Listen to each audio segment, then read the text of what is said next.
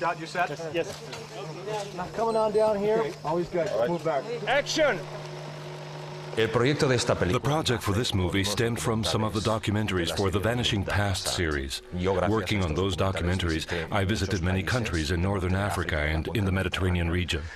I made documentaries in Egypt, Sudan, Ethiopia, Yemen, in several countries in that area. Jordy has shot films and video in that region of the world. I've had a desire to mount this kind of expedition, and the two of us got together and decided to team up. Since they had also thought of making a movie about the Nile, they said, okay, well, this project seems really interesting. It has an unusual take because it talks about the Blue Nile. It focuses on the Blue Nile. And I always thought, no, you know, what we should do is make this an expedition film. Make it first a film about the expedition, and then have the stories that occur along the way come in as vignettes told by our characters as they try to make this first descent of the Nile. We realized that this expedition was really going to be possible when we got to Ethiopia. And on the first day of the shoot, we saw we had a good cast of characters. And above all, we had one particular character by the name of Pasquale Scaturo, who was willing to lead the expedition. Let's go! Nice! Taking me under now! Come on, let's go! The filmmakers, the producers, asked if I could recommend a leader for the expedition. And I felt Pasquale was probably the only person for the job. So I called Pasquale with my sat phone, and he was on the top of Kilimanjaro. And I got him on Kilimanjaro, and I said, Pasquale, can you get here in 2 days? And he said, sure. This man knew absolutely everything: how to set up an expedition, what was needed, what logistical problems were involved in a film production like the one we were putting together. I'm afraid. You want to do this up here then? Yeah. Just the beginning. So we had two things to organize. We had an IMAX film to organize, and we had an expedition down the river to organize. Well, this would have been utterly and totally impossible without Richard Bangs, the second unit director's help, and of course especially Pasquale Scaturo, the leader of the expedition, a man who's climbed Everest 3 times, who's led expeditions, first descents of many rivers, just the most tenacious, unflappable human being I've ever met. You know, it started last night about midnight, blowing, I don't know, 10 to 15, and then worked up to 20. This morning it was a good 20 miles an hour. Getting into these countries is never easy. Moving film equipment is never easy anywhere in the world, even in Europe and in far more developed countries. Custom issues are always an obstacle you've got to overcome. And we knew in advance about everything we had to take with us. 7 tons of very heavy, expensive gear coming primarily from the United States and from Canada. And then the problem becomes, once you're in the country, how to move it around in countries that have bad roads, that you have to send the trucks 2 or 3 days ahead just to have a chance of being there at the right time. Say, well, we got the gear to this little village, how do we get it to the next village, or how do we get it to the next country? They can sit on the stands, it's okay. The first day, we got up at 4:15 or 4:30, like every other day. And they said, today, we'll start with the kayaks. So they put on our life jackets, our helmets, and said, okay, you get in there, you get in that one, and this is how you row, but we'll teach you once that you're in the river. One of the biggest problems we had was the fact that this was a very inexperienced crew. Gordon had done quite a bit of kayaking in his life, so he was experienced in whitewater. And then I had done a lot of river rafting, expeditioneering, putting expeditions together, so I felt fairly comfortable. The other people on the expedition, Miriam, Saskia, Mohammed, they had never been on anything like this before. One of the biggest challenges, of course, was Tissazat Falls, which is a half-mile wide and over 100 feet tall. And we needed to somehow get down those falls. So we decided we would do the first rappel and send the boats down over the falls. Well, the difficulty is that there's a lot of weight involved in that camera plus the kayak. And so I have to be careful not to let my hands get burned. At McGillivray Freeman Films, we've developed a lightweight camera that's also a very small profile that allows us to put it into very unique situations. We actually mounted the camera on the front of a small kayak that Gordon Brown was using. And not only did we get shots in the water, but we actually mounted the camera on that kayak as he rappelled in the kayak down the 150-foot face of Tissisat Falls.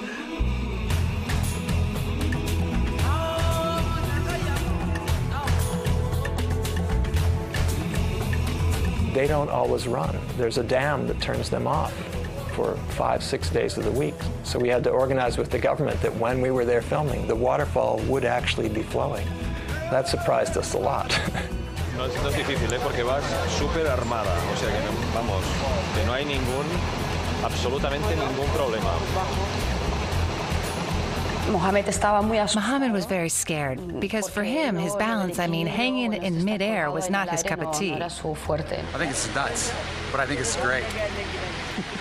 He's never been rappelling before, and here we are on a 100-foot rappel. Should be fun.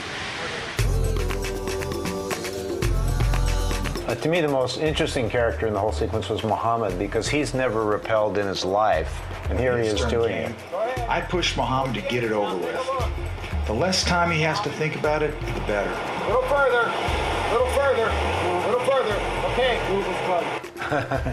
Well, I think it's easy for the audience to relate to the fear that Mohammed had in that circumstance, because it's a 150-foot drop, and he's never rappelled in his life. So my goal in doing this sequence was to try to give people the sense of what that was like, and to experience this waterfall through Mohammed.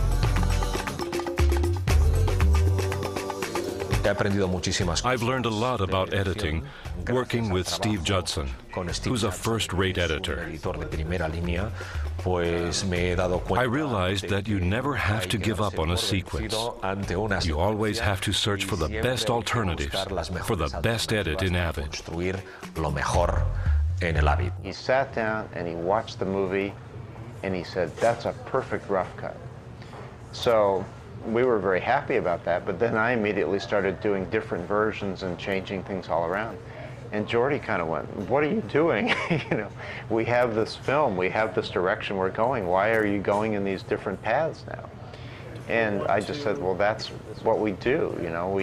A certain direction may be effective, but we're still going to try other approaches as well, because they may prove to be even more effective. Action.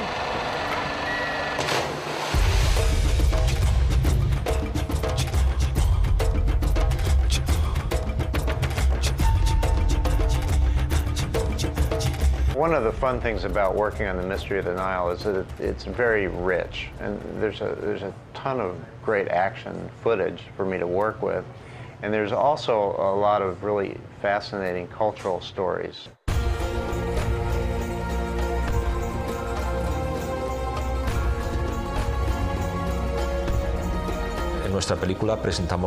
This movie offers the public the Lalibela rock-hewn churches for the first time in IMAX theaters, one of the best remaining wonders of cultural heritage on the entire earth. I couldn't figure out how I could get the crew there and back in the same amount of time that we had to film. But we kept looking and kept asking, and finally the Ethiopian government allowed us to use this Russian helicopter, so we were able to do it Actually, we filmed in Lalibela in one day. It was really like an aerial landing from outer space to see the helicopter put down, and you can see in the making of footage that we came and put the helicopter at the side of the village, invaded the village with our lights, our cameras, our dolly track. That takes care of that. Yeah, okay, coming up first to get up. Do you want them to be spread out all along that wall? Gracias a la intervención de Reed. Thanks to Reed's work, we were able to go that extra mile in terms of image quality. He studies every detail in the lighting like a wizard, and that's crucial. It's amazing, because in terms of photography, it's no longer an issue of interpreting light. It's more than that. It's knowing how that light is going to react to your camera movements, to the depth of the shot, to the creative planning of what you want to do with the camera.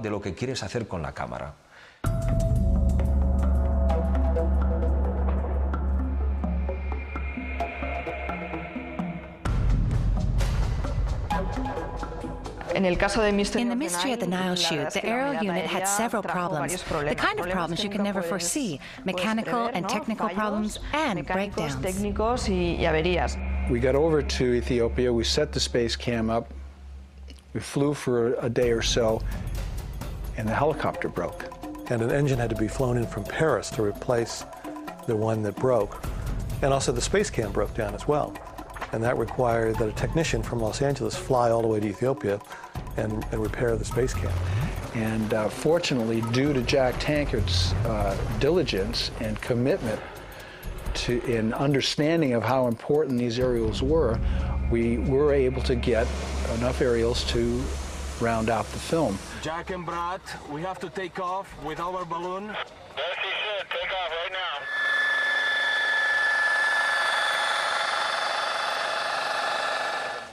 How was the filming today, Jack? Excellent. Beautiful morning. Let's try it again.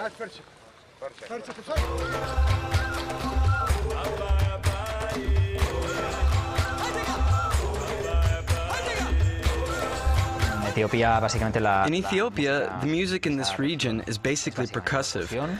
Percussion and voice. There isn't much melody, not many instruments playing a melody as such. Those start appearing in Sudan, where there aren't as many drums. And by the time you get to Egypt, there's barely any percussion at all. We chose to use orchestral pieces and started introducing more melodies.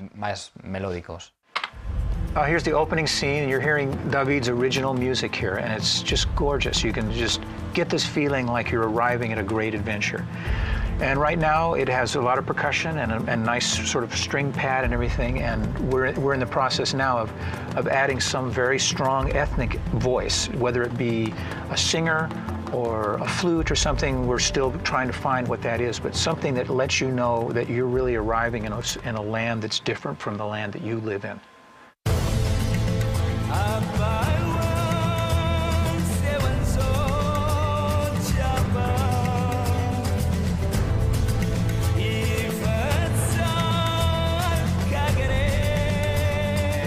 The movie takes place, or part of the movie, in Sudan, and we needed singers, a singer from that area. Rasha was the one who chose the song for the recording because we were looking for a folk song, a song that people sang in Sudan that talked about the Nile, life by the river's edge, or something like that. Es que incluso creo que esto mismo que tú cantas también podría servir para otro momento de la película.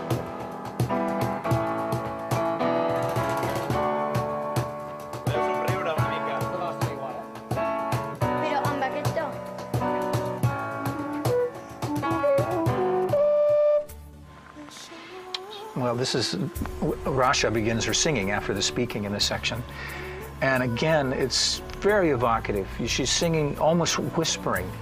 And it really lends to this timeless feeling. You know, it's interesting because it's not real energetic. And when you look at this space, you don't really think about energy. You think about time and slowness. And in terms of photography there, it's one of those locations where all I have to do is point the camera someplace, and you'll get a great shot. It's so beautiful. What I insisted on doing there was showing these to the audience just as they were, in utter silence, conveying that feeling you get when you're all alone, staring at these incredible sights.